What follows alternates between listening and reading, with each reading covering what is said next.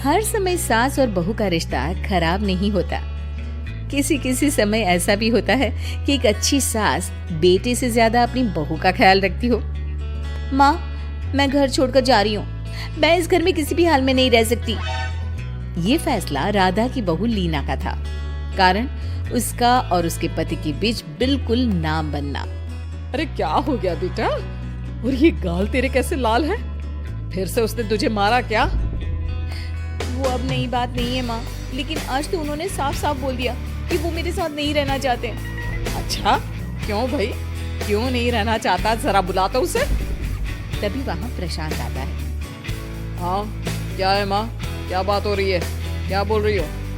मैंने कहा ना एक बार कि मैं इसके साथ नहीं रह सकता, बस।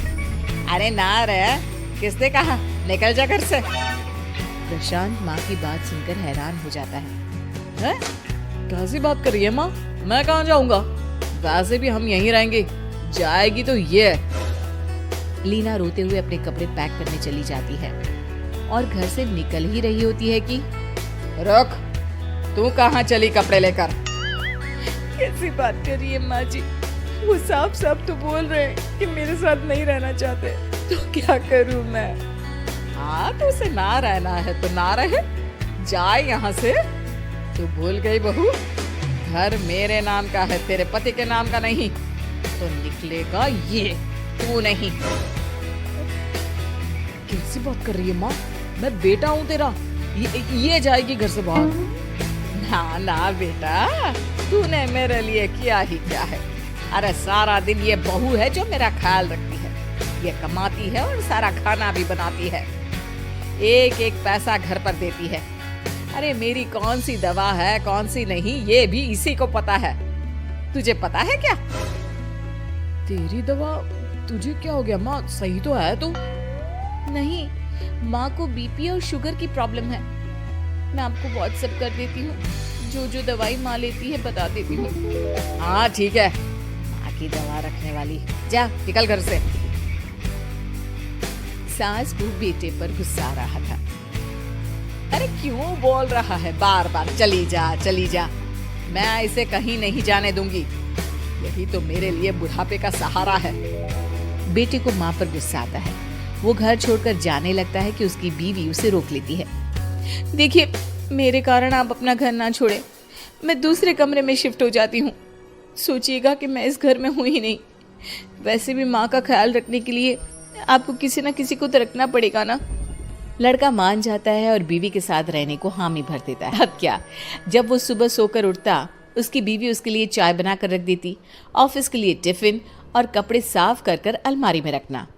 अरे क्यों काम करती है उसके? वो तो तुझसे बात भी नहीं करता। ना करे माँ जी, मैं ये मानती हूँ कि जो मेरा कर्तव्य है वो मुझे पूरा करना है, फिर चाहे जो हो जाए। माँ जी, आप उन्हें कभी मत बताना कि ये काम मैं करती हूँ। बहू अपने कर्तव्य अच्छे से पूरे करती और सास पति का ख्याल भी रखती।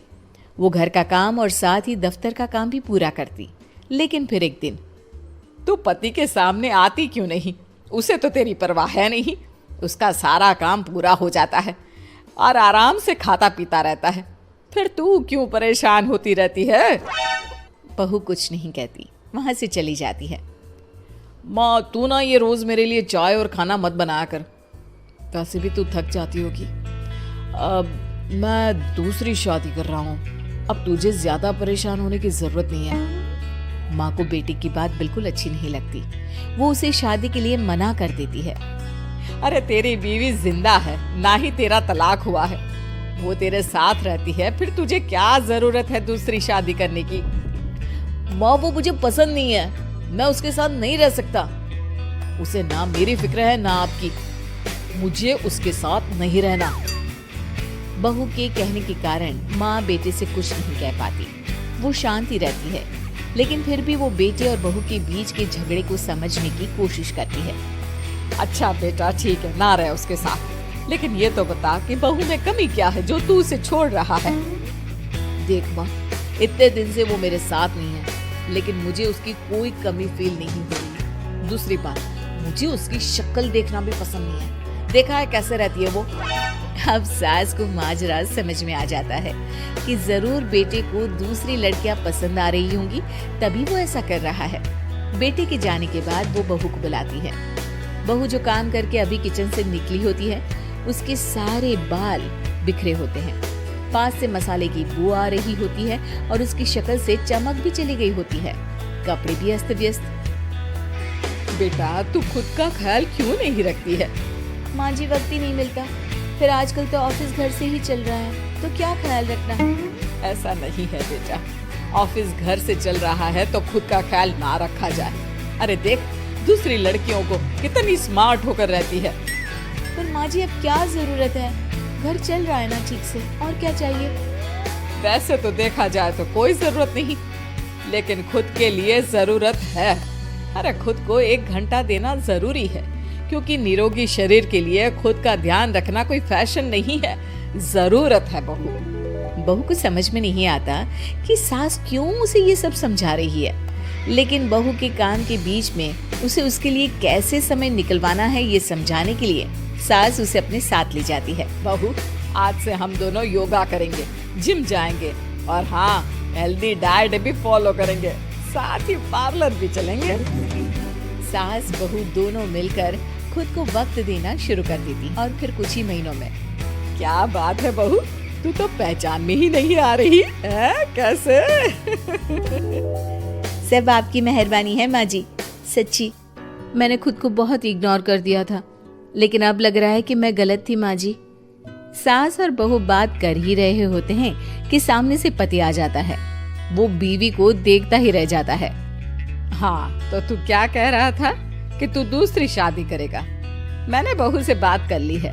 बहू, अब कल से तू जो इसे खाना बनाकर टिफिन देती थी ना, इसके सोकर उठने से पहले चाय रख देती थी, इसके कपड़ों से लेकर सारी चीजों का ख्याल रखती थी ना, वो छोड़ देना।